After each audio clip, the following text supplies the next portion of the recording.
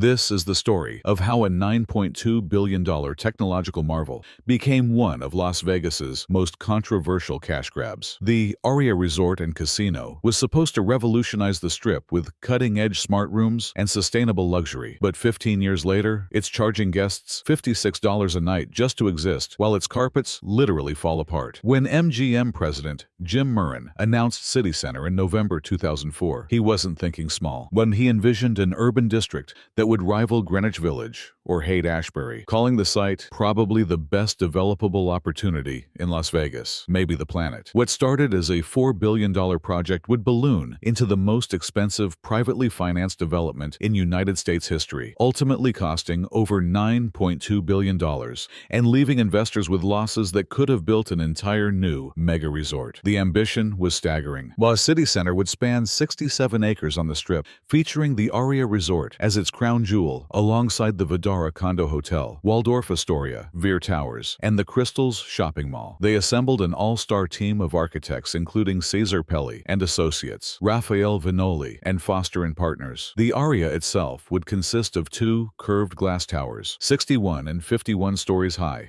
joined at the center with 4,004 rooms, 16 restaurants, and 150,000 square feet of gaming space. But the real innovation was supposed to be in the technology. Aria became the largest hotel in the world to earn LEED Gold certification, and Popular Mechanics called it possibly the most technologically advanced hotel ever built. The smart rooms were revolutionary for their time. Walk into your room, and the lights would illuminate automatically, music would turn on, and drapes would slowly open in an orchestrated welcome experience. The system could detect when you left and would shut off unused lights and electronics, adjust curtains, and regulate temperature to save energy. This wasn't just about gadgets. The entire complex was designed as a statement about the future of hospitality, where technology would seamlessly enhance the guest experience while being environmentally responsible. It was an audacious vision that attracted Dubai World as a 50% partner, investing $2.7 billion in 2007. Then, reality hit hard. Well, construction began on June 25, 2006, and almost immediately, problems emerged. By February 2007, 2 workers had been killed when a steel wall collapsed. By May 2008, the budget had exploded to $9.2 billion. The project earned the grim nickname City Cemetery as construction deaths mounted. The breaking point came in June 2008 when crane operator Dustin Tartar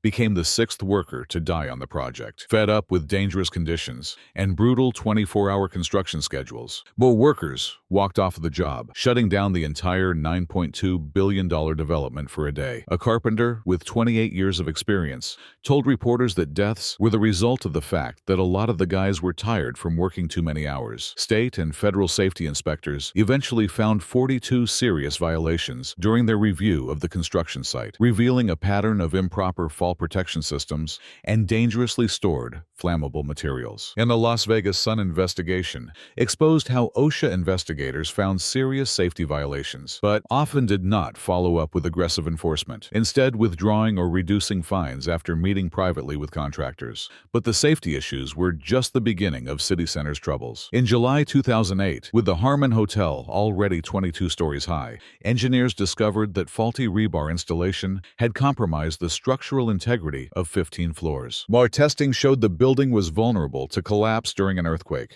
the entire 28-story tower would have to be dismantled, floor by floor, at a cost of $11.5 million. The Harmon became one of the most expensive construction failures in U.S. history, a building that never saw the light of a guest. The timing couldn't have been worse. As Mike Mixer, chairman of Colliers International's Las Vegas office, put it, by the time it opened, the things couldn't have been worse. CityCenter was launching during the worst economic downturn since the Great Depression, just as Las Vegas tourism was collapsing. Vegas visitor volume dropped sharply in 2009, with the Las Vegas Convention and Visitors Authority reporting a decline of nearly 3 million visitors compared to peak years. Casino revenues across the Strip fell by over 20%, and room rates plummeted as properties slashed prices just to keep beds filled. Aria was trying to sell luxury at a moment when nobody wanted to hear the word. Aria finally opened on December 16, 2009, followed by the other CityCenter properties over several days. The technology worked as advertised, wowing guests with automated room features and mobile check-in capabilities that were years ahead of the competition. But the financial damage was catastrophic. In 2010, MGM's share of CityCenter reported a $250 million loss. What the numbers tell the story of one of the biggest financial disasters in Las Vegas history. MGM and Dubai World had invested over $9 billion,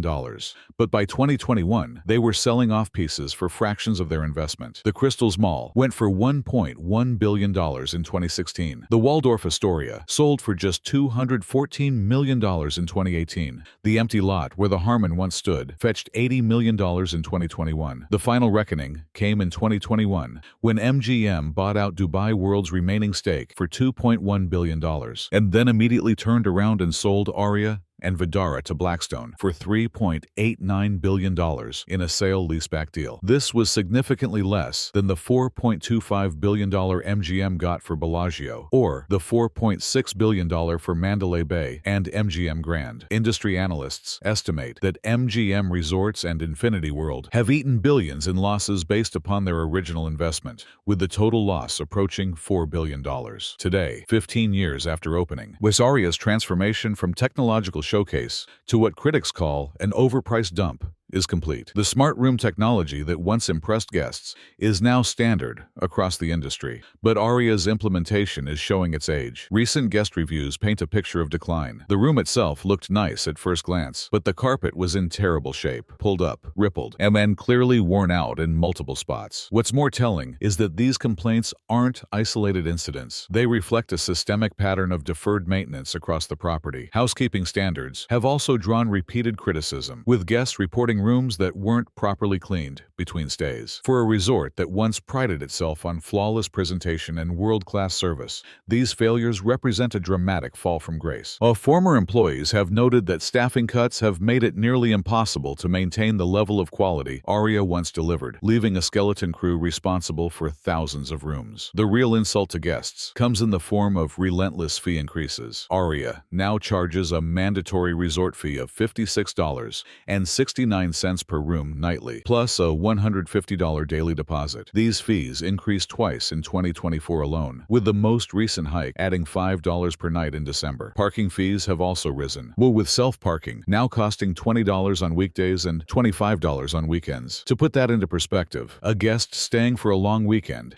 can easily pay over $300 in fees alone before a single drink is ordered or a single chip is placed on the table. For a property that markets itself as a luxury destination, that kind of fee structure feels less like a premium experience and more like a hostage situation. These fees represent everything wrong with modern Las Vegas hospitality. But the FTC's new no junk fees rule for 2025 specifically targets this kind of drip pricing, requiring hotels to display total costs up front. But MGM has perfected the art of nickel and diming guests, while service quality declines. Employee sentiment reflects the corporate culture shift. A recent review from March 2025 states, "The problem with Aria is MGM Resorts. It is a corporation that preaches culture, diversity, and respect, but doesn't practice it from upper management. Poor corporate decisions and cutbacks are an annual tradition. The legal troubles keep mounting." In December 2025, a guest sued Aria and MGM, alleging he was drugged and allowed to withdraw $75,000 in casino markers while incapacitated. Two Hispanic former employees are suing over wrongful termination, claiming they were falsely accused of stealing millions and fired due to racial discrimination. But another wrongful death lawsuit alleges that restaurant employees failed to perform life-saving acts during a patron's medical emergency. The story of Aria Las Vegas is ultimately a cautionary tale about ambition, timing, and corporate greed. What began as a visionary